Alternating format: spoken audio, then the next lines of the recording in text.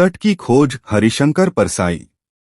नदी बह रही थी, धीरे, गहरे और निरंतर। उसकी धारा में एक अजीब सी दृढ़ता थी, जैसे वह सदियों से बहते हुए भी कभी थकी न हो। एक किनारे पर बसा था गांव। मिट्टी के घर, कच्ची गलियां, मंदिर की घंटियां और लोगों के मन में जमी हुई परंपराएं। गांव के लोग मानते थे कि जीवन बस इतना ही है जितना उनकी आंखें देखती हैं और जितना उनके पुरखे कह गए हैं। नदी उनके लिए सीमा थी। उसके पार जाना मानो किसी अज्ञात अंधकार में कदम रखना था। बचपन से बच्चों को सिखाया जाता, नदी पार मत करना, वहां कुछ नहीं है। और बच्चे बड़े होकर वही बात दोहराने लगते। इसी गांव में एक युवक रहता था। उसका मन स्थिर नहीं रहता था। जब बाकी लोग चौपाल पर बैठकर पुरानी बातें करते, वह चुपचाप नदी के किनारे चला जाता। वह घंटों पानी की लहरों को देखता रहता।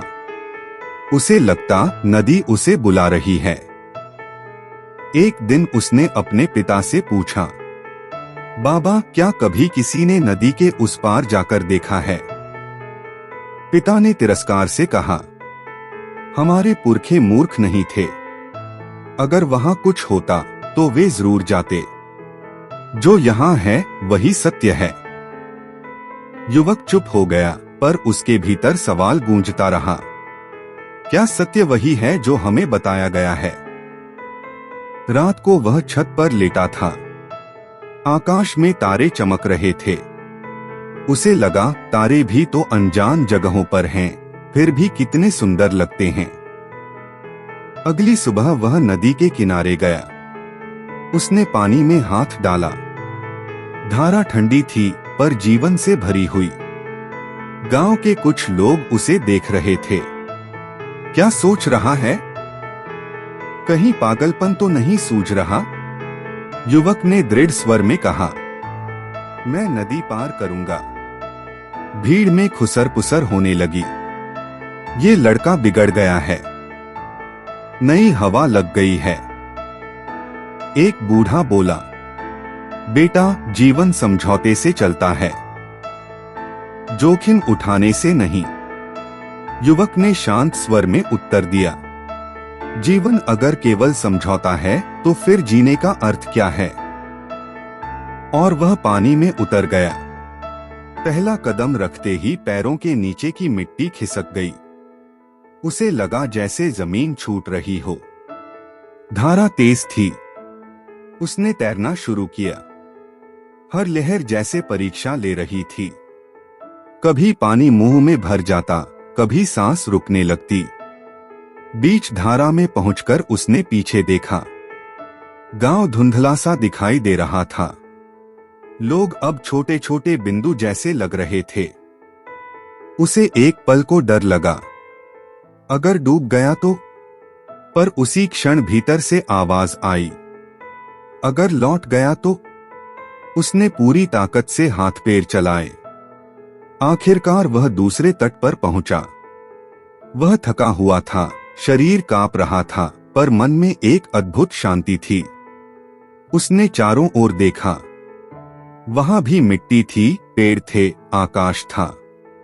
लेकिन हवा अलग थी, उसमें एक खुलापन था। वह आगे बढ़ा। उसे कुछ लोग मिले जो सवाल पूछते थे, जो परंपरा को अंतिम सत्य नहीं मानते थे। वे अपनी राह खुद बनाते थे। युवक ने समझा, नदी के उस पार कोई चमत्कार नहीं था। चमत्कार तो उसके भीतर हुआ था। उसने डर को पार किया था। कुछ दिनों बाद वह वापस गांव लौटा। लोग उसे देखकर चकित थे। तू बच गया? वहां क्या मिला?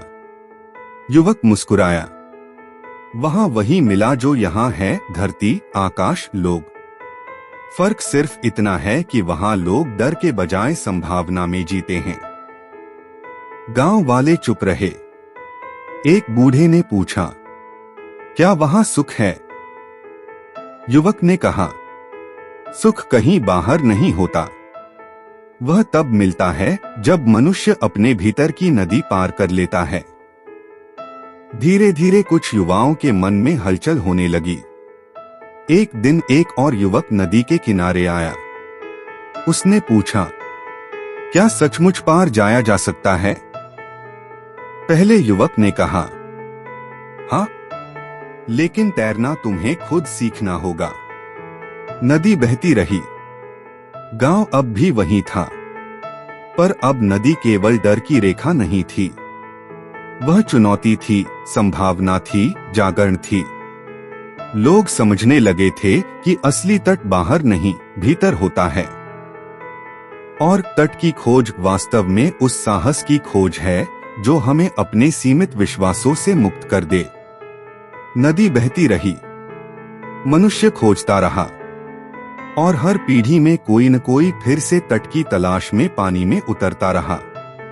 तट की खोज विस्तृत नैतिक संदेश, मोरल ऑफ द स्टोरी।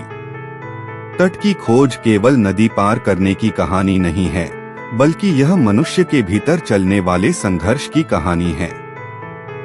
इसका नैतिक संदेश बहुत गहरा और जीवन दर्शन से जुड़ा हुआ है। एक असली नदी हमारे भीतर बहती है।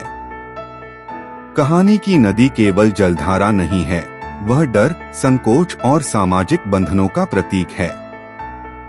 अक्सर हम जीवन में नए रास्ते इसलिए नहीं चुनते क्योंकि हमें असफलता का भय होता है।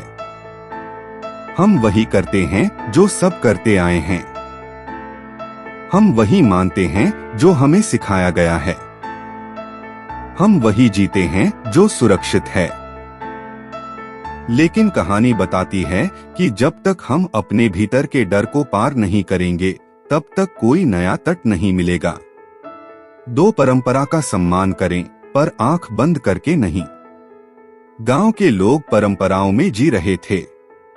परंपरा बुरी नहीं होती, लेकिन जब वह विकास को रोकने लगे, तब वह बंधन बन जाती है। इस कहानी का संदेश है, सवाल पूछना गलत नहीं है। नई राह चुनना विद्रोह नहीं, विकास है। सोच बदलना पाप नहीं, प्रगति है। 3 साहस के बिना परिवर्तन संभव नहीं। नदी पार करना आसान नहीं था। धारा तेज थी, जोखिम था, असफलता का डर था। लेकिन जीवन में हर बड़ा परिवर्तन ऐसे ही आता है। पहले असुविधा, फिर संघर्ष, फिर आत्मविश्वास। कहानी सिखाती है कि साहस ही वह पुल है जो हमें एक तट से दूसरे तट तक पहुंचाता है। 4 वास्तविक जीत बाहरी नहीं, आंतरिक होती है। दूसरे तट पर कोई जादू नहीं था, न कोई स्वर्ग, न कोई चमत्कार। फर्क केवल सोच का था। असल जीत यह नहीं थी कि युवक नदी पार कर गया। असल जीत यह थी कि उसने अपने डर को हरा दिया। जब इंसान अपने भीतर की सीमाएं तोड़ता है, वही सच्ची सफलता है। 5 एक साहसी कदम दूसरों के लिए प्रेरणा बनता है। युवक का नदी पार करना केवल उसका निजी निर्णय नहीं रहा, वह गांव के अन्य युवाओं के लिए प्रेरणा बन गया। कहानी यह भी सिखाती है कि जब एक व्यक्ति साहस करता है, तो वह समाज में परिवर्तन की शुरुआत कर सकता है। अंतिम नैतिक संदेश, तट की खोज हमें सिखाती है कि जीवन में सुरक्षित किनारे पर बैठकर सपने पूरे नहीं होते। डर की नदी पार किए बिना विकास संभव नहीं। असली तट बाहर नहीं, हमारे भीतर है। साहस ही जीवन को अर्थ देता है। नदी हर युग में बहती रहेगी। प्रश्न यह है, क्या हम तट पर खड़े रहेंगे या तैरने का साहस करेंगे? Presented by moral stories. इसी तरह की और प्रेरणादायक कहानियां सुनने के लिए चैनल को सब्सक्राइब करें और अपने बच्चों को ऐसी प्रेरणादायक कहानियां जरूर सुनाएं। धन्यवाद। आपका दिन शुभ हो।